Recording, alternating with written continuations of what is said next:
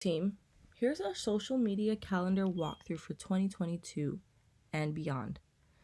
Our goal is to have all of our social media posts planned ahead of time and all shared with each other through the social media calendar link. Each member is to be aware and stay updated of upcoming events in order to advertise and spread awareness prior to their happening. We are also responsible for creating as many posts as we can. We are all to continuously think of ideas to contribute and different posts that can be made. And lastly, you are all encouraged to add them into this calendar in the following format. If you take a look at the purple headers at the top, date, topic, time, person, message, graphic, tags, and hashtag, you'll understand that this calendar is pretty easy to use. So don't be alarmed. Let me quickly explain each header to you. As for date, this is when our post will officially go out. Topic, this column is for clarity. It allows everyone to know what the post is regarding or what the topic is. It gives us a clear way of knowing how many posts have gone up in regards to one group or one project. As you can see, we've got EduShare, we've got Tech Collect, we got ADR, and so we know that, okay, one post has at least gone out for that group. We need to make more posts for that group, but it's clear, and it's one of the first. Let's key in on this Tech Collect box right here. We took the liberty of adding the date of when the event would be happening. Although the ad is going out on the 3rd, we need to plan ahead of time. But it's a good idea to also add the date of when the event is going to be happening in with the topic, just for remembrance. Anyhow, for type, this column specifies which platform we're posting on as well as what type of post we will be making.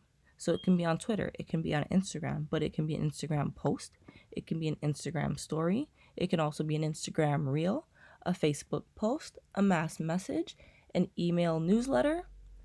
That's where we would specify type. Person gives this whole post a responsibility. That's who would be making sure that this post goes out on this date. Message, obviously this one is for caption. In my opinion, this one's the most important because we have to make sure that all the important information is in our caption. That could be location, it could be time, it could be ways to access. And this is how our supervisors would go over what we intend to put out as the caption, where we could check for typos, where we could decide together if to add more information to the caption or to take away from the caption. Graphic.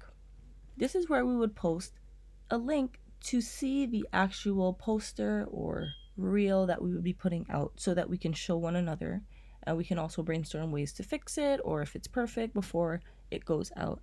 But this is so that we can see it before it is posted. So as you can see, there's a couple that have Canva links, so if you click it, you can go right into the design. If you are unable to post it, post a link. For the Tech Collect, we did make a Google document where we added all of our posters so that everyone was able to see it there, and we just attached the link. So that's an idea if you cannot add your graphic in. Tags, this is where we include all the people that we would be tagging. That could be Staples Canada, it could be the neighborhood post, it could be CP24, it could be Region of Peel. And this is so we know ahead of time how to get a little bit more exposure. And our last column is for hashtags, and that's for exposure as well. I think it would be best if we stuck to at least a minimum of 10 hashtags per post, because that's what's really going to get us out there. Minimum of 10 posts and a maximum of however many you can come up with. So if we just quickly scroll down, we can go through all of the June posts, but this is what we have coming up for July. I started to fill these out. As you can see, I was using the same format. We don't have a date as for when we will be putting these ones out or when they'll be starting, so I'm just waiting for word from Allie to let us know when we can start putting in these dates. But this is what we'd be advertising. This is where it's going. Who's going to post this one? I'll do it. We have our caption ready for each of these, but we don't have our graphics yet. We've got our hashtags ready though. And as soon as we get word on the dates that these will be happening, we will be uploading them. And down here, this is where you guys come in. We need to get it filled. Now, if anyone has forgotten anything that I said in this video, you can always key back to it because it is yours to have and to hold. But we also have the social media calendar instructional that goes through everything that I just told you guys. If it's easier for you to read it, feel free to jump right in. Here's a breakdown of all the headings and their explanations, just in case you forget. And last but not least, we will also be getting event information from our website calendar. The link is posted below, but I'll also send it out to you when I send out this instructional video. But this is where all of the youth groups will upload their upcoming events to let us know that we can plan posts or advertisements and outreach initiatives on our side of the social media, on top of the events that we also have planned to post.